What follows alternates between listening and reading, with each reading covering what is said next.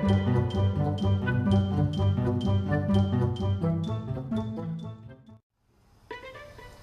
I'm Shad. And I'm Tam. We're We're Forever Honeymooners. Welcome to our channel. Today, we will be sharing with you a little bit about how we met. That's right. So if you're interested in our story, stay tuned. So Shad, why don't you start? Okay, I'll start. Okay, I grew up in a Seventh-day Adventist home. Lived there for 39 years before we met. While I was there, quiet, shy, homebody, didn't get out a lot, but was happy, content with my lifestyle there with my family. Helped out my mom a lot around the house. My brother was autistic, so it was good for me to be there, actually, man of the house.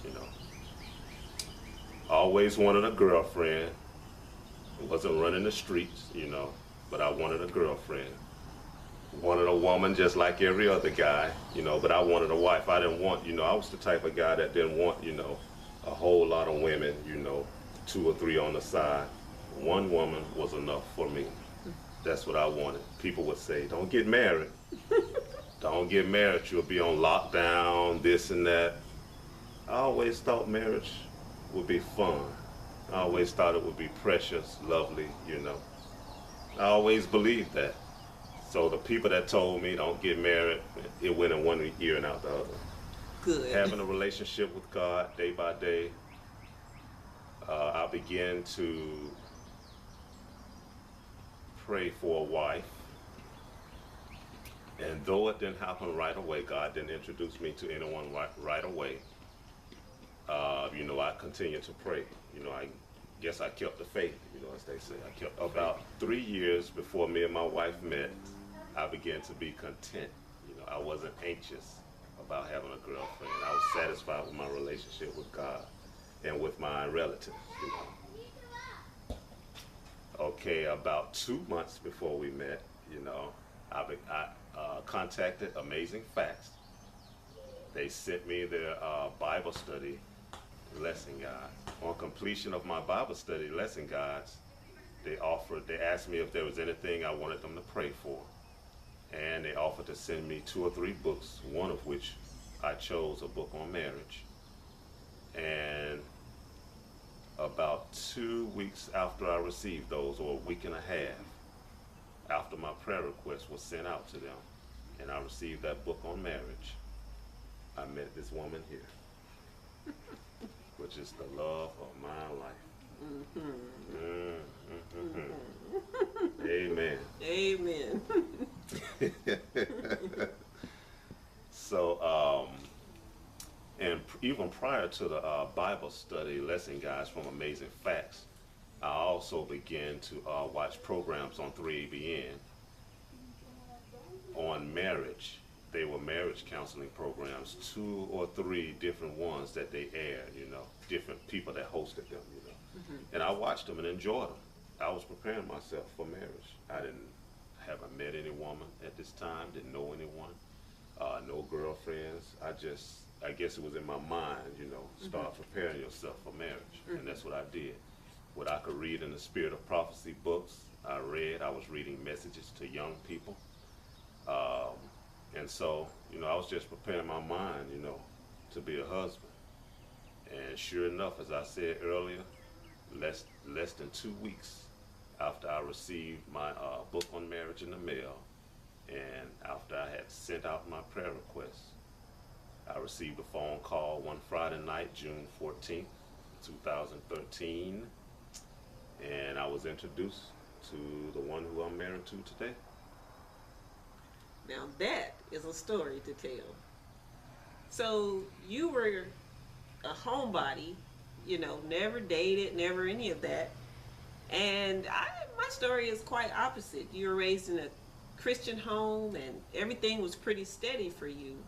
And you grew up developing a knowledge of God. And as you got grown, you just began to seek God for yourself through what you knew from Bible studies previously and just continued to study. Yes. Well, for me, it was quite the opposite because I grew up in foster care. So as a foster child, of course, you go to whatever church your foster parents go to, which turned out for me to be a lot of different Christian denominations. And therefore, there was a lot of confusion on my part as to who God was. And as I got grown, I still really didn't know where to go. I stayed in the Christian church for a long time, but then I strayed from that and I started seeking, God in other ways, through other areas. And my life was still none the better. So, I just kind of took a break from everything and everybody religious and from anything that looked like dating, because all of that, dating, marriage, had been a total fail for me. I just really wish that it probably would have been kind of like your story. Never in my life had met anybody by the time I met the Lord. But, God is a restorer. He is somebody who took away all my hurts and pains from those previous relationships. And the more I got to know him through study of the Adventist message, I ended up studying the Adventist message. And really for me, it was learning how to study the Bible that did it for me, and getting to know the love and the mercy of God and just the beauty that is in the Christian walk. And so with that, I began to search out God more and learn of him more and love him more. And so then I said, well, he must have a way of doing marriage. And I began to study specifically on that topic through the Bible and certain Adventist books, and saw that it was nothing like I had been doing it. I had been doing it wrong all these years. So with that, I told the Lord that I really wanted to do things his way, and that if it's meant for me to get married, then it'll have to be up to him.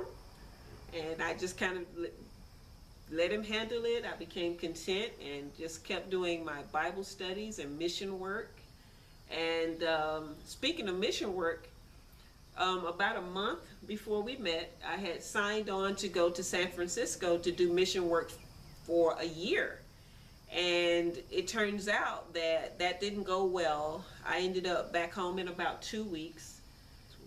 2 weeks later, I was looking for that year, but 2 weeks later I was back at home, just really, really heartbroken that things didn't work out.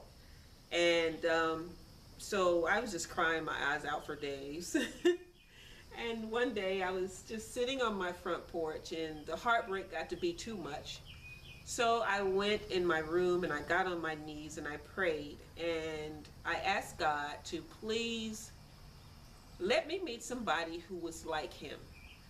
There are so many people who say we can be like Christ, and our Bibles tell us we can be like Christ, but I was having a hard time meeting anyone who was like him.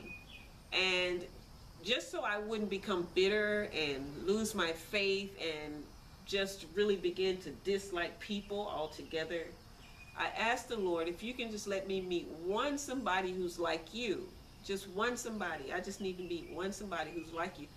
And that was really what I felt in my spirit I needed at the time.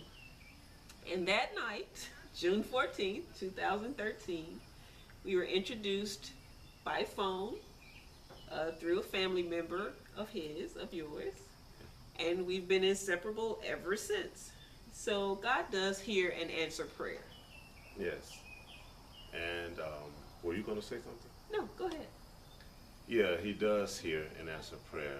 And one thing we can tell you is that trust God. If you want a relationship, if you're looking for someone, a spouse, male or female, trust God and he will provide. If you want a closer walk with him, seek him, and he'll reveal himself to you. Anything you need, anything we need, God will provide. Absolutely. And kind of along those lines is, I want to say that people always say you need to be 100% together before you meet your mate. And that just wasn't true in my case. I was in a very broken state. I was brokenhearted, and it was in meeting you, someone who was strong in the faith and who had been studying about marriage and who thought marriage was a blessing, that when I met you, I just began to mend and heal. And through your strength and your faith and my strength was renewed. And I got that object lesson that I was looking for when I prayed that prayer. Lord, let me meet somebody like you.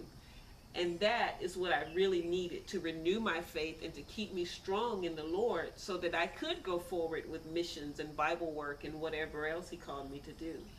So don't let everybody tell you need to have it all together. It's the same way when we come to Christ. Do we have it all together when we come to him? No. He comes to make us strong and to support us in those weaknesses. And that's what I think women sometimes fail to understand, that there's nothing wrong with not always being the strong one. Nothing at all. So one thing that we can remind you of today is that marriage in God's hands is truly a blessing. Absolutely. Thank you so much for tuning in. We appreciate you for being here. And remember, every single Thursday, you need to be in front of Forever Honeymooners TV. Don't forget to subscribe and share. Until then, happy honeymooning.